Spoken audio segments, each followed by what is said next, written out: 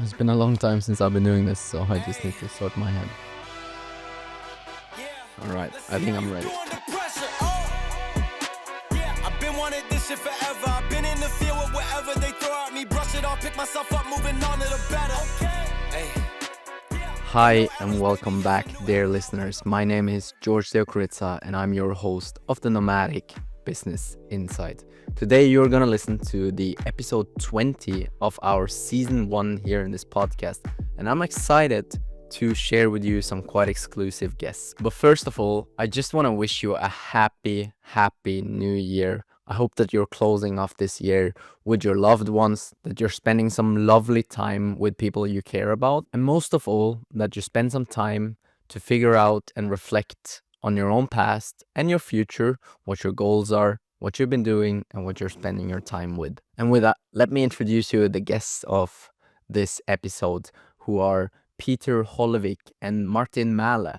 The two guys from Norway have been selected to host LD Studio's first official partner podcast, and they've chosen to call it the Normal Mountaineer. I wanted to invite Peter and Martin to the NBI podcast to talk about their vision for the Normal Mountaineer. It is a quite exciting time for us at LD Studio to be hosting them for such an extensive collaboration, and hence I felt it was right to give them some space in the NBI podcast to talk about their background, who they're gonna speak with in the podcast, and what kind of stories they share. So I hope that you are excited as I am for this episode. I recommend you to lean back or do something that you really enjoy, like walking or hiking whilst you're listening to this, because Peter and Martin are some exciting young persons that have a lot of amazing stories to share. Unfortunately, I also have to crack to you that this is one of the last episodes of season 1 in NBI. It makes me kind of sad to think about it because it's been such an amazing ride taking you along this whole last year, sharing from our travels, from our projects, from our work life, but most of all, introduce you to some of the most amazing people that we have met throughout the year. And whilst I'm personally looking big time forward to that break time to sit back on my own and reflect what we've been doing in season 1, I also want to share with you a bit what we've been doing the last weeks. One of the most important things in December is obviously closing off the corporate life too. So we had several gatherings and meetings in LD where we gave some honors to some of the high performing employees. We also had the chance to say goodbye to some people that really have grown close to our hearts, like Vanessa, who managed the vintage store in Ålesund. Thank you again, Vanessa, for the amazing time.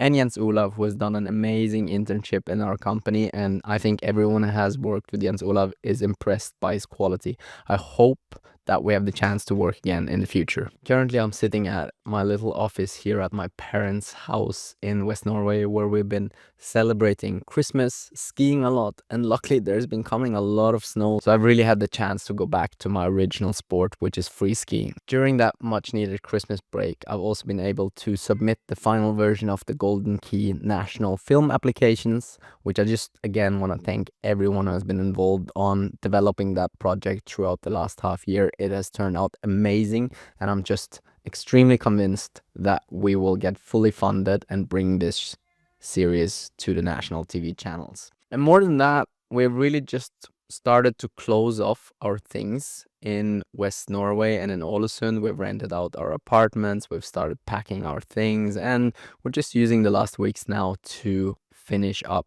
the tiny house container building project. But more about all this in the very last episode of the NBI season 1. And as I've promised all of you, we're finally doing a full feature episode with my wife and co-founder and Sylvia. And I've really had to pull all my husband's strings to make this episode come alive. I just want to take the time to remind you that the people and concepts that we feature in this podcast by no means have paid for any placement, and they're handpicked by the Nomadic Business Insight team themselves. We may or may not have personal investments in the products and concepts we feature in the podcast, and the podcast is by no means any direct investment advice. The show is for entertainment purpose only. With that, let's jump into the conversation with Peter and Martin for the Normal Mountaineer. You are listening to LD Podcast. Would you like to publish with us? Tell us your story at www.ld.studio/podcasts.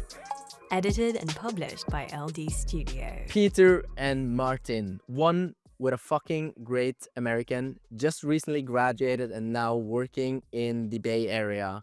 And another one with not such a great English, but probably even a much sharper mind.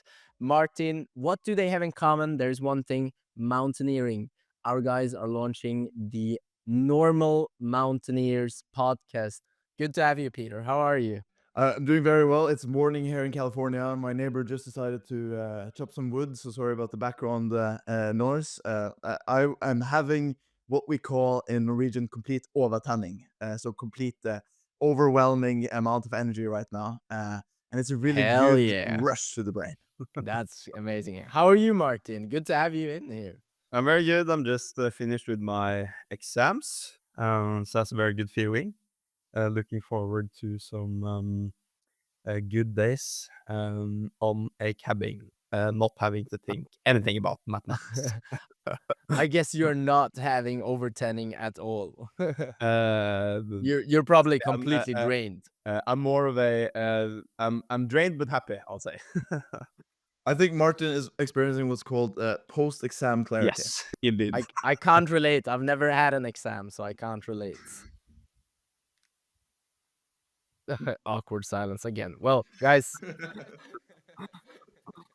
I was wanting to ask you one thing, but then I thought like, how am I gonna start this conversation? And I got the thing to ask you, how are the kids, guys, at home? Because I feel like that's the The most kids, normal yeah. thing I'm asking now. Friends and Oh, people yeah, the around. kids. How are the kids? Martin, how's your As kids? my kids. The thing is that I am actually the eldest of 5 siblings. So I have some siblings who are still considered as kids. So I could say that I have my brother who's 9 years old, who I'm very much looking forward to getting home to build snow castles with this Christmas. And He's very 9 good. years old. 9 years. 9 years. Yeah. Well, Full that's brother young. as well. So yeah. How about you, Peter? Do you have siblings? I got 2 siblings. I got Laura and Ask, who are just wrapping up their exams. So my sister is 20 and my brother is 22. Ah, good Mm. to be part of a family. No, I feel like it's been like that conversational thing now with everyone I meet is how are the kids? But I guess that's the age difference between us here. I guess this Uh, is the life of you having a daughter, right? Yeah, it's changed a lot, I gotta say, you actually start caring a lot about how the other people feel about their kids. It's a weird thing. It never ever interested me.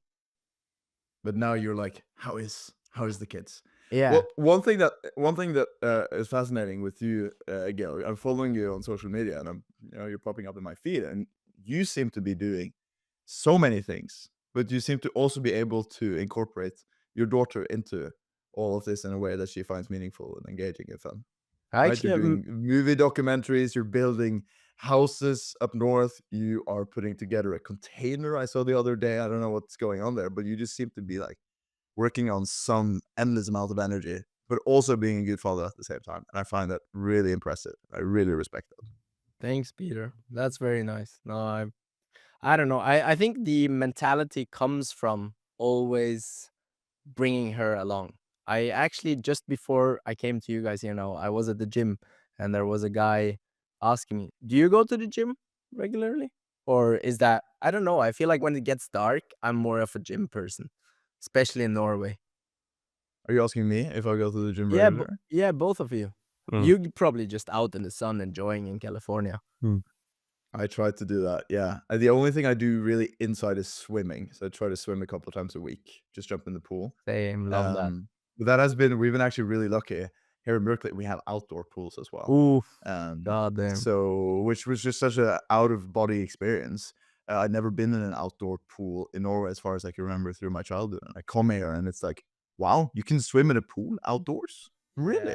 Yeah. So, And for me, I did a lot of swimming. growing up, and like the difference in experience from swimming in these um, so to say public pools that are super heated because all the elderly people are gonna need to have really hot water, and there's so much freaking chlorine in those swimming holes, and it's not properly ventilated, so you're basically you're just breathing chlorine, and you just yeah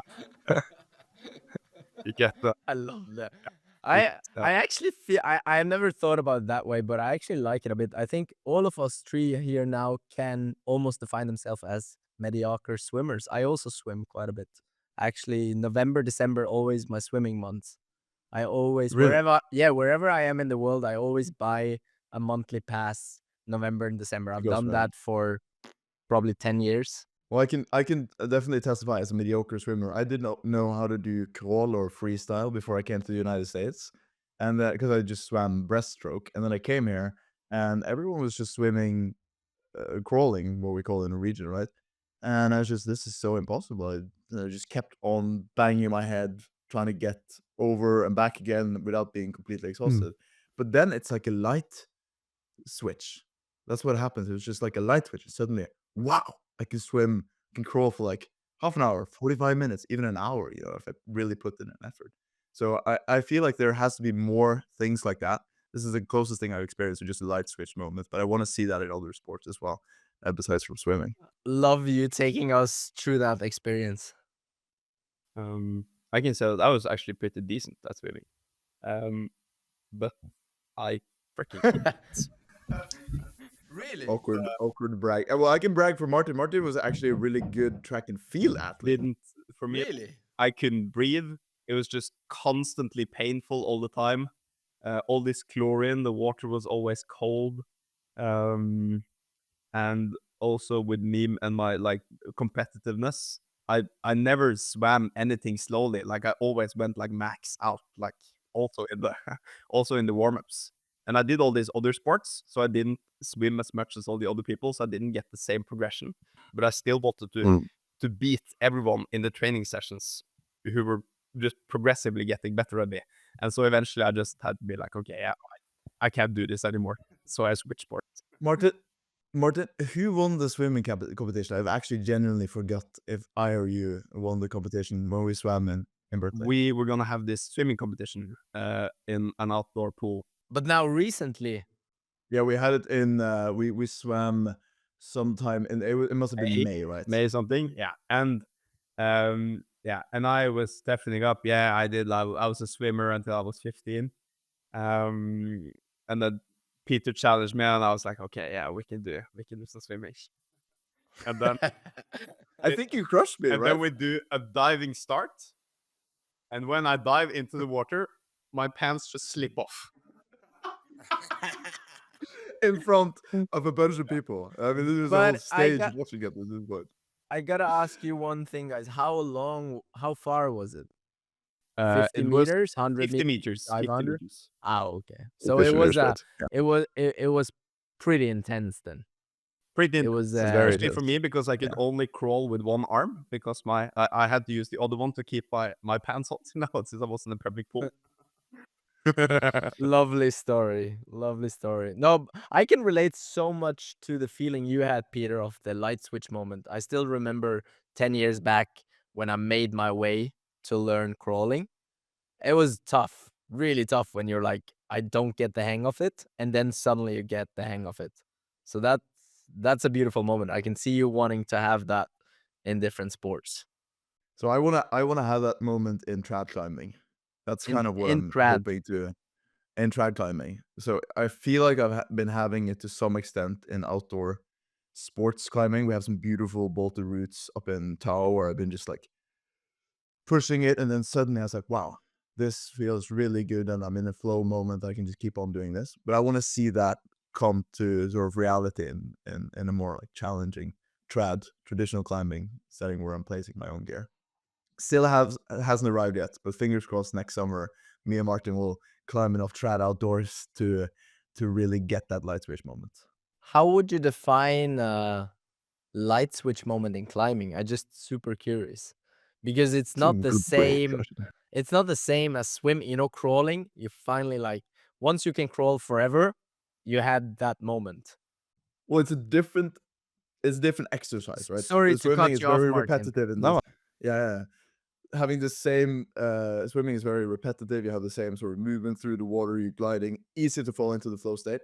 I think the light switch moment for me in sports climbing is where I am able to tap into this focus really quickly. So it's not necessarily only about doing the hard physical moves or climbing this overhang or getting the gear right. It's about just getting that focus automatically instead of being distracted by the all amount of things around you when you're at an earlier stage of sort of your climbing skill levels. mm, What do you think, That's my Martin? light switch yeah. moment. Um, I can speak from my own experience doing track and field. Um, it's different from swimming and climbing in the sense that it's not so technical. It's very, very physical. Um, but I definitely had some very special aha moments when suddenly running at a pace um, that used to be so painful. I felt like I was almost killing myself. Suddenly was the most easy thing in the world. That is just an amazing feeling. It's a feeling that um um I think many people are seeking um in this running culture that we're seeing is blossoming with everyone doing the marathon running. I think that feeling is very similar no matter what level you're at. And so I had that feeling, I think, first time when I was 16. And that was the same feeling as when I did my PR race. Do you wanna describe the feeling a little bit more? Is it sort of a high? Are you out of your mind? Are Mm. you super energized? Are you I focused? think for me, um, it was just being really, really calm, um, and just I feeling tend to so get that light. as well. It's a feeling of like extreme lightness, like you feel like your body doesn't weigh anything, Yeah. and like running is just the easiest, most natural thing in the world.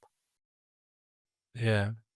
No, And beautiful. for reference here, I tried to say it a little bit earlier, but Martin is hella fast. I've had a couple of training runs with him, um, and I've been absolutely demolished both times. Oof. It's just something with the pace at which he's able to keep for longer distances of time. I could keep the pace for a shorter period of time, or I can keep a lower pace for a longer period of time. Like Georg and I, we met at a 70K run in Jotunheim in the summer, I but got just the crushed pace in the Martin. end. I did not have a good time in the end.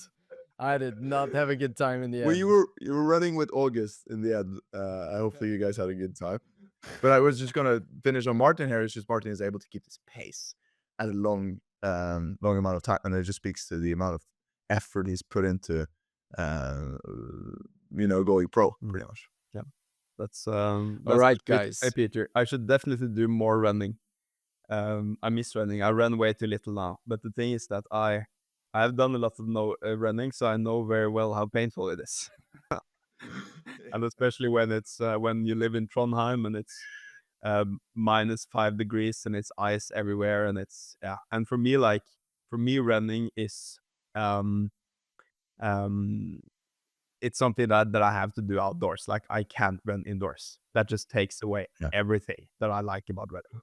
All right, guys. Do you feel I think we should move a bit into your podcast. It is really important for me to speak a bit about your podcast a bit too. So, do you feel done with the topic? I mean, it's exciting. On the We can topics go. of running and swimming, we can definitely, yeah, we can talk about absolutely anything. This is the dangerous thing when you get me and Martin Yeah. yapping. We just start yapping about Yeah. things. So I'm We, happy to talk about the we actual like really, podcast. really, really well to talk about ourselves. Yes. That's fine. That's why I want to have you in. So, Hmm. we are very close these days to be launching the Normal Mountaineer podcast. And I want to hear from you guys more about the idea behind, the guests you're gonna have, the ambitions you have with that podcast show. So why don't we start? Peter, do you want to take it away? Well, I think actually Martin is the right guy here. All I was right, just then. feeling Martin has the perfect story here. I think the story of the podcast goes back to when we met Peter. Don't you agree?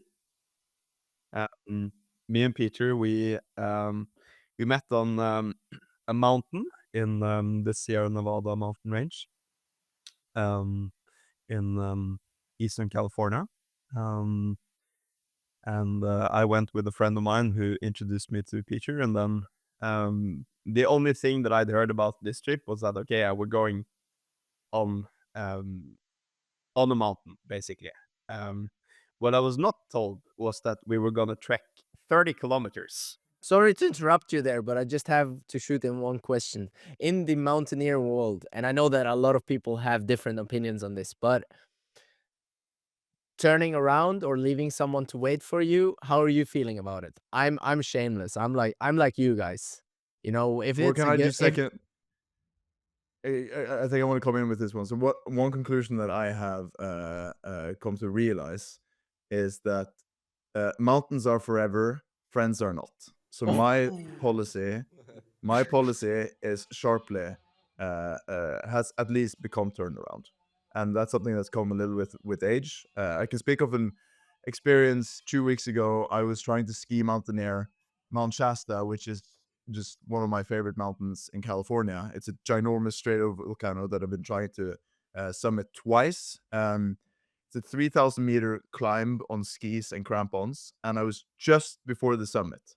We're talking like, a couple more hours in like a 16-hour trip, I would have been at the summit, and this has happened twice. I get a call, because surprisingly, we have cell service up there, but not in my house. I get a call from my friend who's about half a kilometer further down, and he says, I'm feeling like shit. I said, okay, give me a sec. Let me just sit down, take a breathe, and we're turning around. So that turnaround point is the easiest thing of the whole trip. For me, that mountain does not disappear, but my good friend can. So I just want to be really clear on that turning around is no shame. But there was that one time as well. But there was and there's That been was- multiple. I there's was been about to multiple put ones. it in. You're saving your ass here. You're saving Well, your it ass. depends on the situation, but if it's safe for the person to sit and wait and the person is feeling well, but if your friend is feeling sick and about to puke from altitude sickness, it's easy. Just flip around and go back But home. this was the point I was wanting to get at, turning around for the sake of just having someone. If you're not like feeling that, I feel like if I want to go to that peak, then I might as well just go. But of Well, course, if it's safe and it's with good communication with your friend, there's nuance. That's what I'm saying about. But I'm just saying like the main rule is mountains are forever, but not friends. absolutely, absolutely agree with that. But it's shocking. I tend to meet people all the time who have these crazy stories from people just kind of in the Himalayas, especially. Okay, you feel bad, you go down, I continue. Sure, and this can be done in a very safe manner. If you're climbing with guides or other people, you can split the team, most likely safety, in a safe manner, and have But those are the not the ones who are stories that I turning up to talk continue. about. The stories I Mm. talk about where people just like two people go and they're Yeah. like, okay, you turn, I still want to summit. I find that quite shocking. I find that absolutely ridiculous. Sorry. I'm sure it's gonna come bite me in the ass someday, but I don't think that's the right way to go about it. That sounds just sounds reckless to me. Because if I was to continue up that very steep and icy gulch that I was moving upward by myself without anyone being able to dig me out of a potential avalanche, because it was very steep avalanche terrain and we were both carrying avalanche gear and beacons. For me, that's just absolutely irresponsible, regardless. So Yeah. that was an easy decision. Sorry to cut you off, Martin. That Yeah, was so that was a anyway, big digression. But anyway, continue your story. You were up on the mountain, Yeah. you left your friend behind, and Yeah, and yeah, and yeah, why yeah, did you decide doing a podcast, or and what was so that? Why was that the start of it?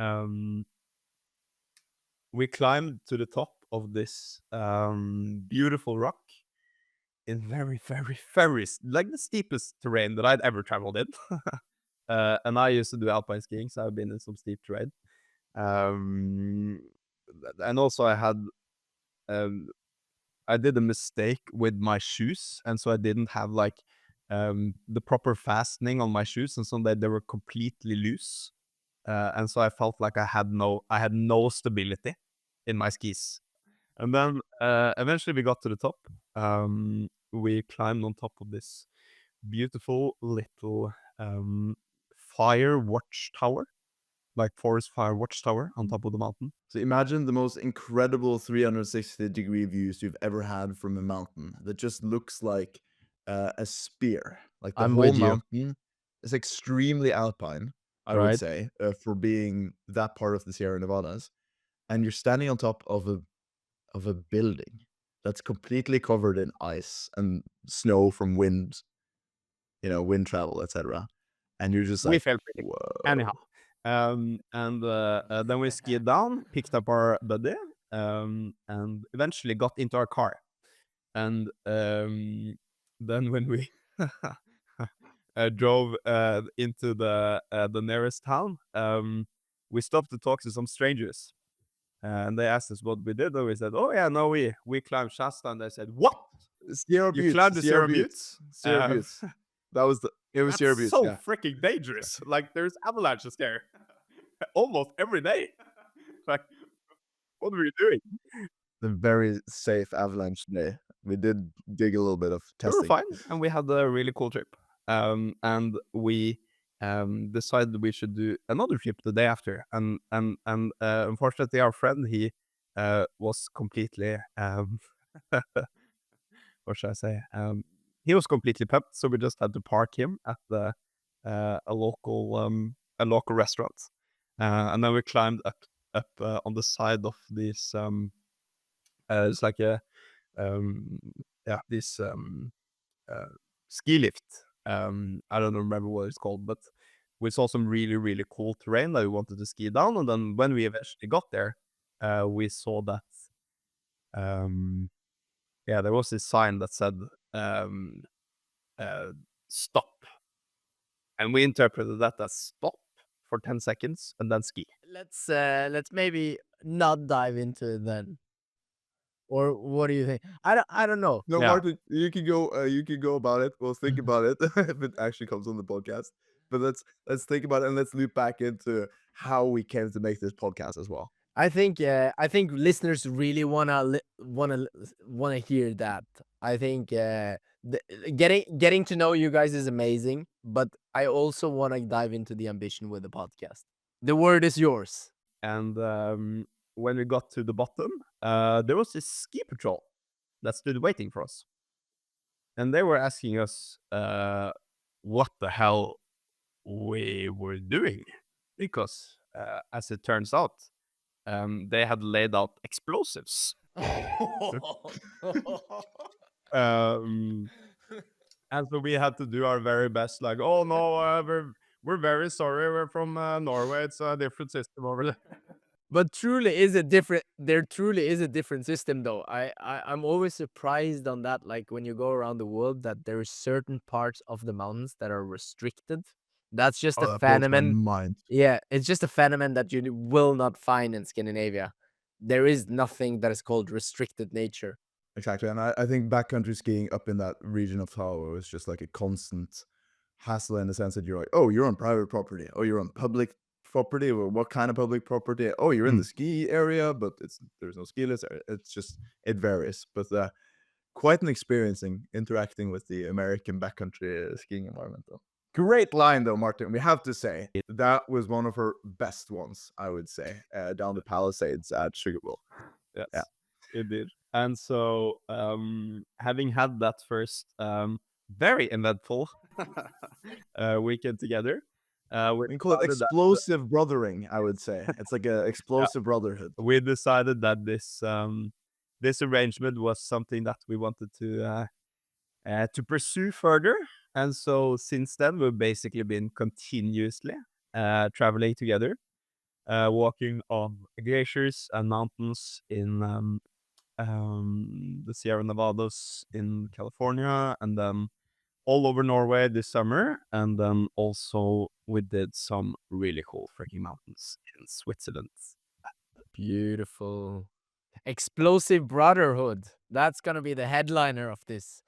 Get to know this explosive brotherhood. And I think it loops right into why we can't actually make this podcast. Because I think, thank you, Martin, for just giving a little bit of background here. But when we found ourselves climbing in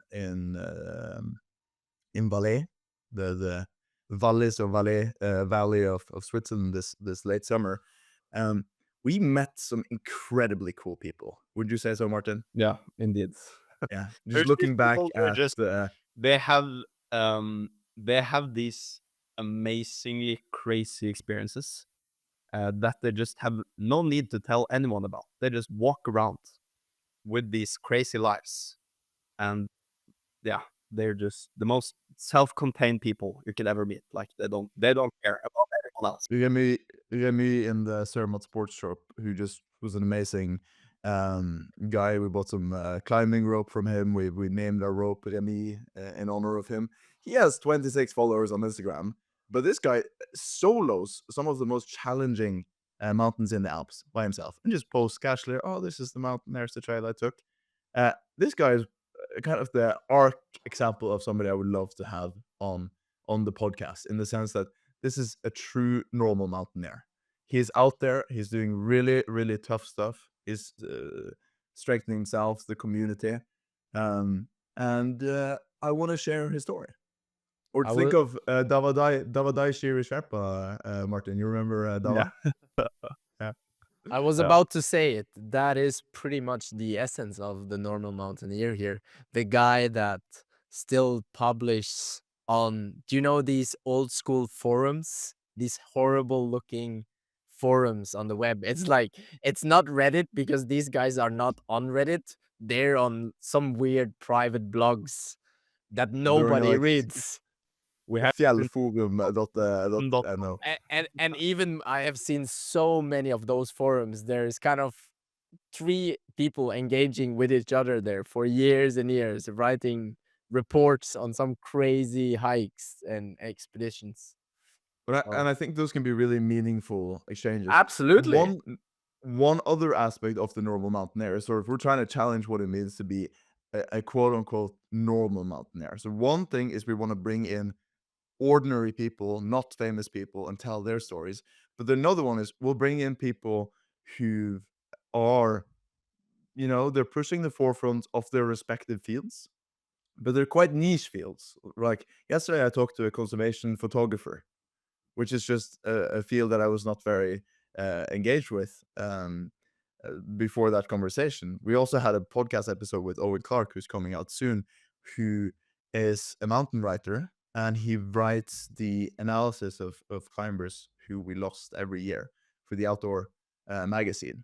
So it's about finding or challenging this idea of normality in mountaineering. It's not only a feat between some hyper masculine dude who wants to climb this mountain only for the sake of climbing it. It's a multiplicity of ways of just living in, by, or at, or on the mountains, and that's the kind of stories we want to tell. So for all our listeners, it's not only going to be the quote unquote normal dudes and women. It's going to be challenging the normality of mountaineering as well at the same time. Thanks Because there is for no sharing. such thing as a normal mountaineer, is it? Thanks for sharing. I have a cool idea for you guys here that I prepared a little bit, and so I have 5 questions for you guys regarding the podcast that I just want you to. You'll get limited time to answer. I want short and precise answers, just to go a bit on getting listeners to know the ambition behind the podcast. And the first, do you feel ready? We'll do answering one each. Okay, Martin, you can start us. All right, Martin, you get the first one. So the first question I have for you guys is, what is in it for the people that are not mountaineers? Is there any context that will excite people that never ever have put their feet into a hiking boot? Definitely so. And I think with the way that we're doing it, because me and Peter, we're 24 years old. Becoming a mountaineer is something that you spend your whole life with, like trying to trying to become, I guess, um, and becoming an expert at. And um, we're relatively new in this. We're very, very curious. That is our angle on this. We want to learn. We want to um, get to know these amazing people, understand them. Why are they doing these things that are just different from what everyone else is doing? Cool. And I think everyone who is curious about other people and people doing things that are out of the ordinary and um, having intense experiences and um, taking risks um, and living in a way that I would say is passionate is also, yeah, I think would be able to get very much out of our podcast. I think, yeah.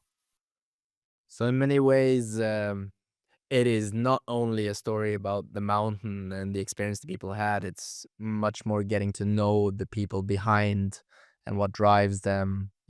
Maybe what makes them scared and also what motivates them.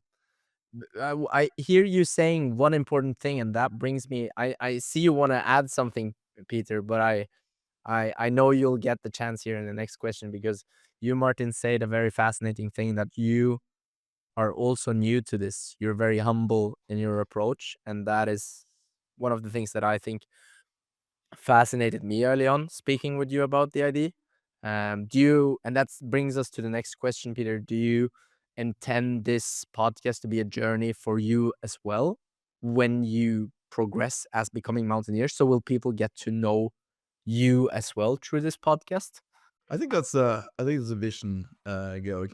I just want to be very sort of upfront about it. I don't really feel comfortable calling myself a mountaineer quite yet. It's just That's such a all right. diffuse topic, and for me, when I think of mountaineers, I think of people who have done really impressive things in the mountains and truly pushed the extent of their skills and abilities and the gear.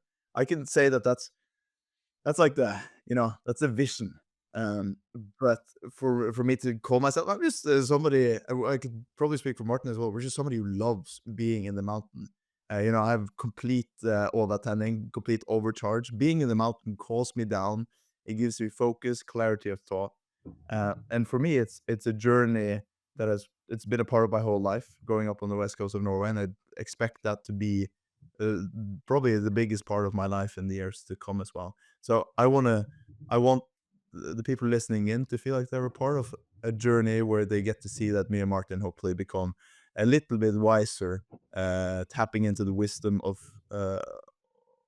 mountaineers who are far more skilled than us, who have a wider sense of mission.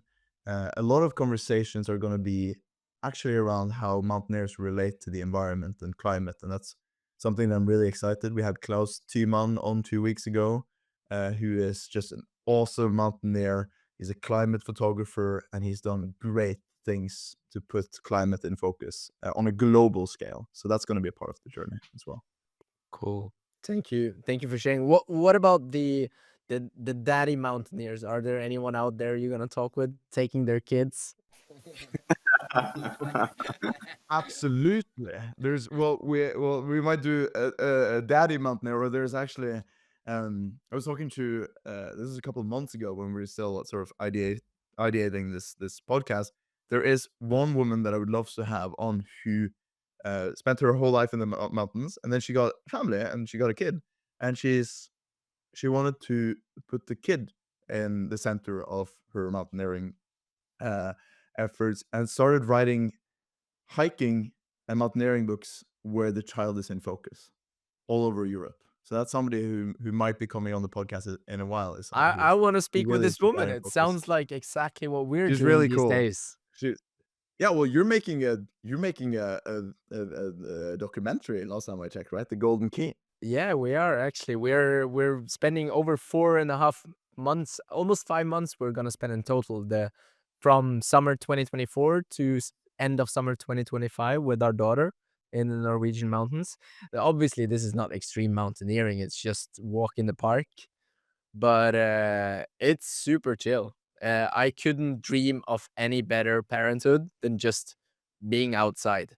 And having the opportunity to get that partly paid by the Norwegian television is, I mean, I couldn't have Incredible. asked for more. I couldn't have asked for more. I would have done it No, non-paid anyway. and I just want to I think this is awesome. I want to challenge one thing you said about extreme mountaineering. Another thing that I kind of want to bring up to this podcast is that mountaineering is so it's just such a wide sport. It also has different sort of, you know, it has meritocracy and it has clear rating systems, but you can do mountaineering at all sorts of level.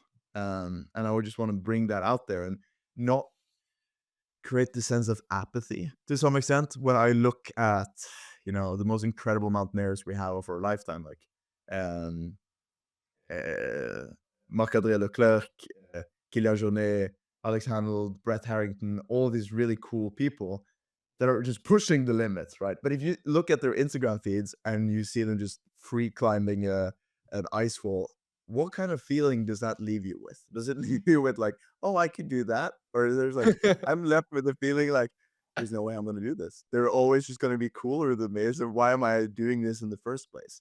And I want to remove that feeling. I want to make it, I want to create a feeling where like, I love this and I just want to be outside and do really cool things and challenge myself at my right level. We're all climbing separate ladders. And I think that's what matters. So that should be the other aspect of the podcast.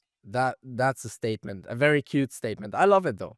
I see it a lot. You know, I see that Well, in. it shouldn't be cute. It should be just like, let's just do this. And No, like, I'm not let's make trying this the to. norm. I'm not trying to demand you here, Peter. I'm saying it's cute We're in the being right cute way. family as well here. No, but I see it a lot. I've just got to think about this story that I didn't finish in the beginning of the podcast, going to the gym, and then we just got ripped off in your history, which is totally great. But I can come back to that now. I see it all the time with Sakira. She's 14 months now, our daughter, and she climbs more than she walks. She walks and runs a lot, but she climbs so much. And I met this guy at the gym today that asked me, how old is she? Why is she so open? And why doesn't she seem scared of anything? Because she was running between those tools and things in the gym and climbing on everything and picking stuff up and lifting them. And I think it comes a lot from that. We've just, since day one, we haven't rattled things in front of her like plastic toys, but we have put her on the ground. We put her like in the forest, and she likes to like grab stuff and put herself on top of things. And it's very cool to see. I hope for you guys that you see it one time in your life. It's like training a little monkey. Hmm. And That then you come to realize that the rattles are just replaced by another iPhone or whatever, right? You know, going from a tiny thing that's just in your narrow field of vision being rattled in front of you. We as grown-up human beings are just completely addicted to our tablets or phones or whatever. But what I think being out climbing in the mountains allows you to do is to just take that world away from you and actually open up your vision and have a more meaningful experience in your life. So that's the beauty of it. I hope she stays away from that iPad, Georg. I've actually started using the iPad a bit, to be honest. I enjoy it a lot. We draw together on it, and she actually understands already how to use like flow of touch. But I'm never giving her the iPad for watching stuff, not like as a exchange for something. We're doing it together. But let's move into my. I have three more questions that I want to run quickly through. Martin, what do you think is going to be the toughest thing sitting so often and having to speak with Peter for so long times? Well, what are you already getting annoyed of? That's a great question. Good question. Good question. Wait, let me answer for Martin here. I'm No, just no, gonna. no, no, no, no, no. You can defend yourself later. I don't know. I have to be careful here, but Peter has his overtending moments, and it can sometimes get a little bit out of hand. And I think it's healthy for him that I peg him down a little bit. I think that keeps him healthy. Yeah, I listened to a test recording of you guys because I was just skimming through and I listened to a test recording and I don't remember it word by word, but Martin was saying, "You gotta stop that. That just sounds ridiculous." Yes.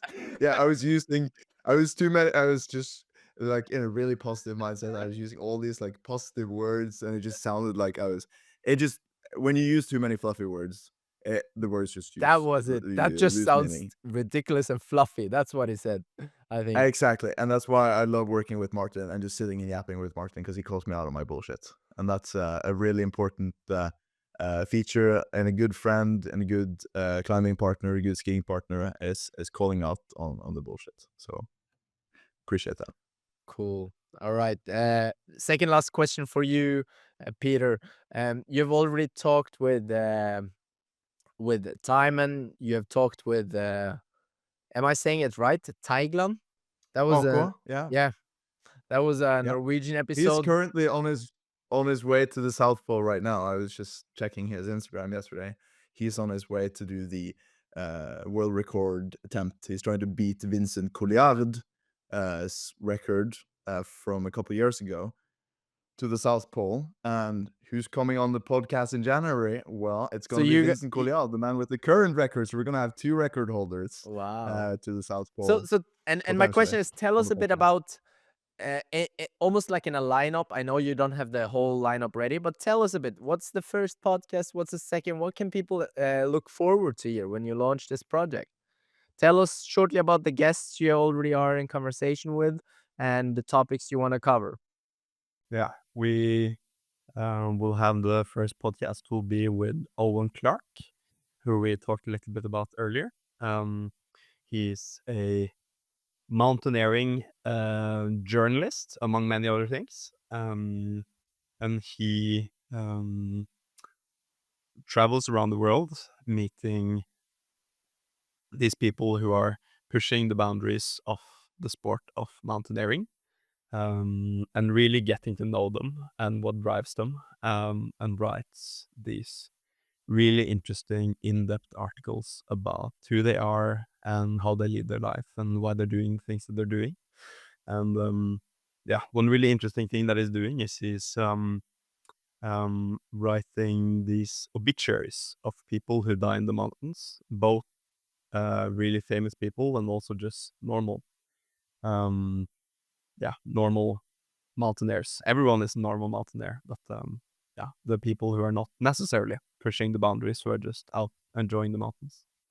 And yeah, we had a really interesting conversation about yeah, about risk and adrenaline and life and death in the mountains, among many other things. So that is a very cool listen.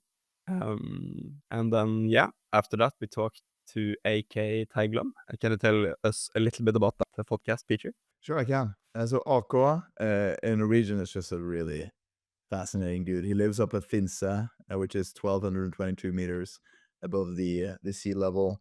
He's actively managing one of the guest lodges up there. He's one of a couple of people who live up in this climate all year round. He's a true community builder from Hardanger, which is a beautiful region of Norway, and has just grown up in the mountains, and is now pursuing more and more challenging ventures. Just as we mentioned a little bit earlier, he's currently on his way to set the new world record to the South Pole, where he's skiing over 53 kilometers in challenging, icy, terrible, windy terrain that he talks a lot about how he did it the first time and kind of the experience of skiing through the South Pole in a quick manner.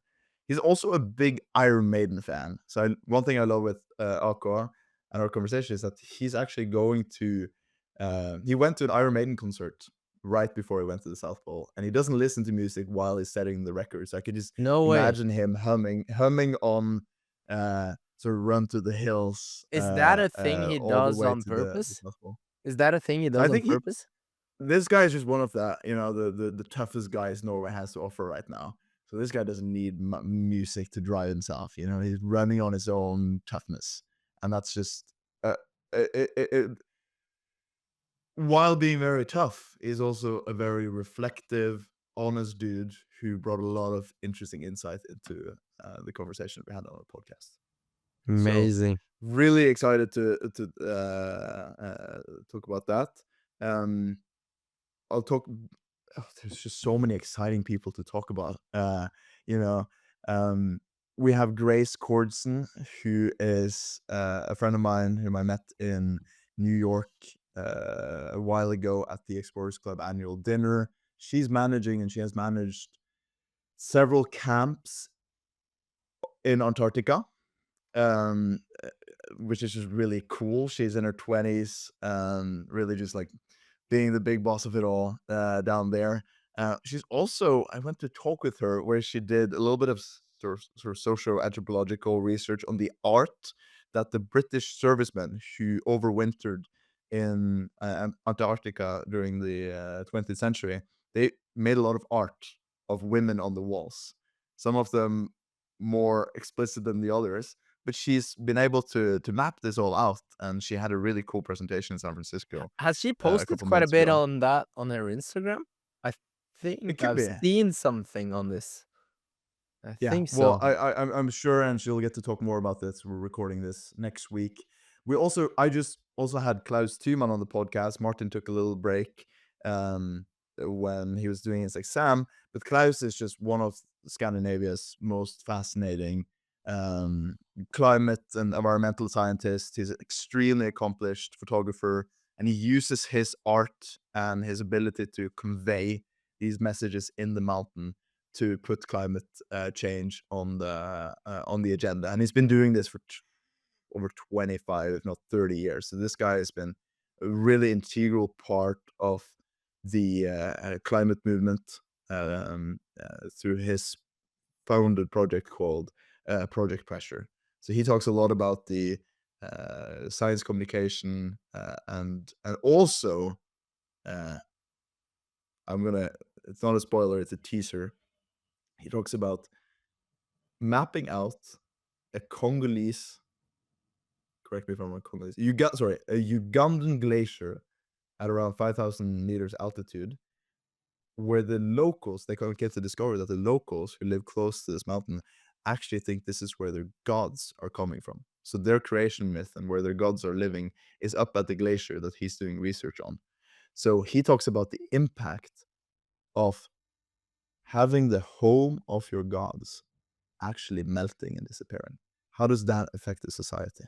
And for me, this is just insanely interesting, and I'm really excited to share this podcast with y'all. Yeah.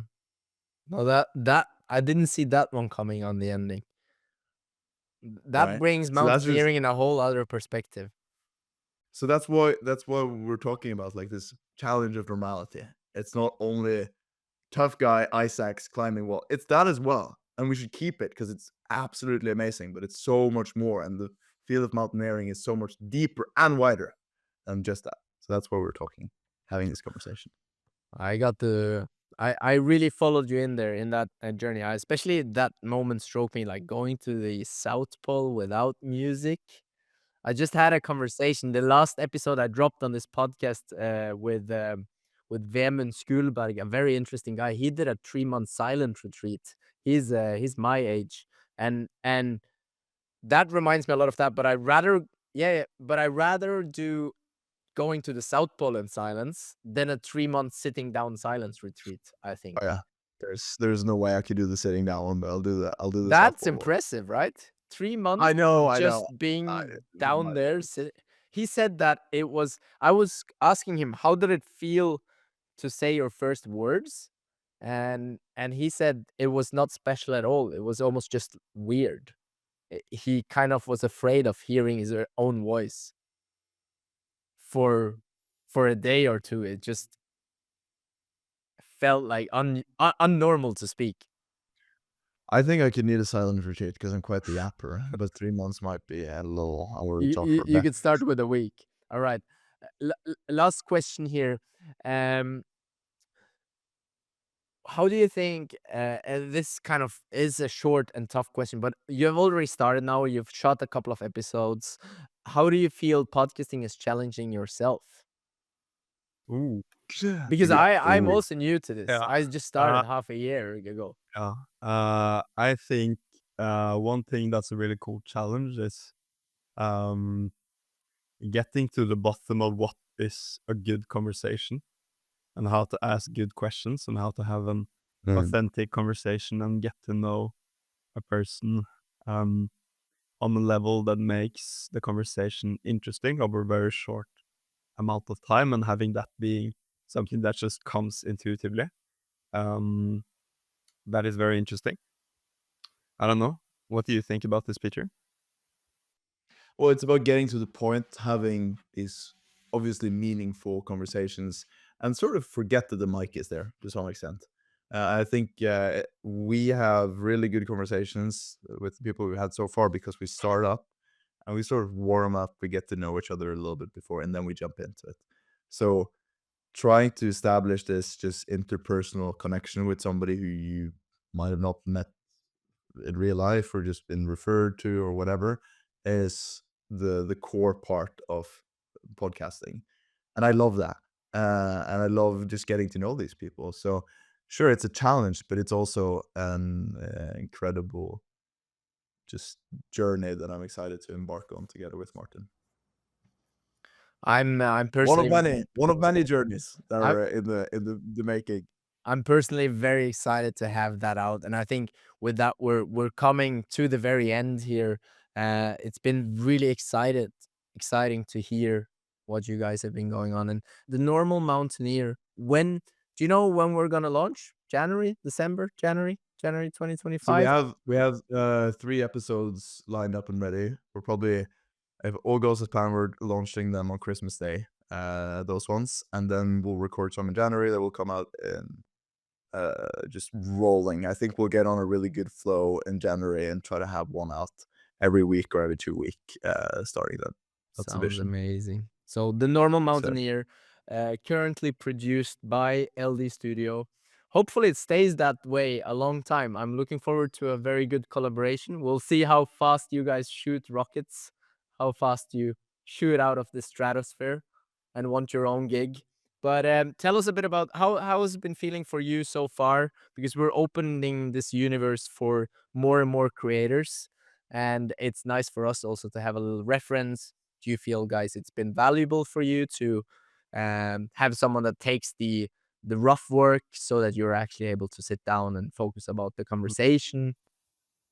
Very much so. You're taking the words out of out of our mouth here. It's really nice just sending all of our material to Harren, and then he fixes all of the nitpickery stuff, the dialing the audio, so it's good to listen to, clipping away all silent periods, yeah, the talking in each other's mouth, and us just okay, we can just tell Harren, okay, these are the good parts, include this, and he just fixes it, and he fixes all of the cover art, so that gets really nice.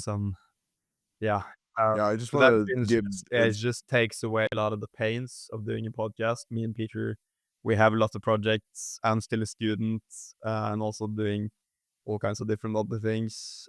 Peter is a working man. So yeah, it's actually I think it's necessary for us to be able to do this. To have yeah. producers that don't This would not be possible without you no, guys. and I Just didn't, period. yeah, we didn't realize, I think, until we started recording the podcast, like how much work would actually have to be done for this to be something that is listenable, if that is, Yeah. It's a and big difference between making a good show and just a conversation. mm, But I think you guys are doing a great job. I've been listening through quite a bit of it, and I enjoy, and I've told you this before, I enjoy a lot personally listening to you. And I think that's at the base of everything. You can do a great production, you can have great visuals, but at the base of it, the people define it all. And you guys have a great connection. It's really cool listening into you, and you're also uh, I don't know the right. You probably got to help me out here. You're nudging each other a bit throughout the conversations. There's not just like pink skies and everything fun. There is tension there, and I like that personally.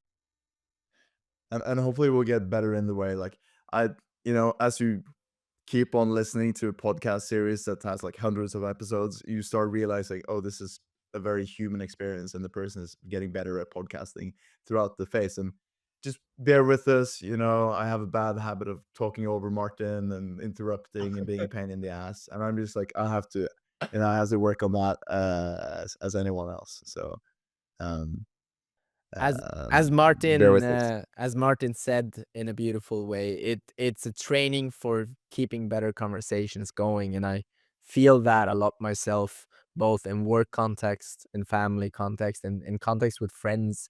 It actually helped me a lot this half a year to just become a better listener, actually. Yeah, listening is And that's something we all can work on. Just not like Absolutely. this is like humanity as society. We I'm just speaking for myself, or I'm working on it. I think we all need to become better listeners. I think there would be less conflicts, less murders, and less trouble in the world if we just sat down and listened to each other. Be it about mountaineering, global conflicts, climate, doesn't matter. Just listen. Word. We ended there, guys. Do you feel you have anything to add? Is there anything that I've left out? I've tried to like cover you guys in a good way. yeah, I don't know. We could tell a couple of stories about me and Peter in the mountains. We could have done some more of those, but I don't know if we have the time. I think Well, I think we can. Peter is stressing to get out of here because he needs to get in a business call. But Well, yeah. Oh, I actually have 4 minutes on it. Well, I was just gonna say on that last minute here, I'm gonna hop out, but we will try to share a little bit more of our personal goals and ambitions. Keeping the ego in check, of course, throughout our episodes.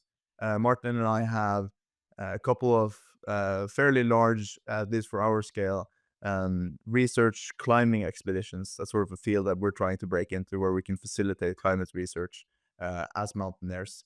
That is coming up in the summer of 2025, and then hopefully in the summer of 2026 we have a new world record attempt coming up. But we'll keep the listeners a little bit on the edge. cliffhanger there. Yeah, on the so edge. we'll share more But about it. you gotta bring the microphones next summer when you head over to the east.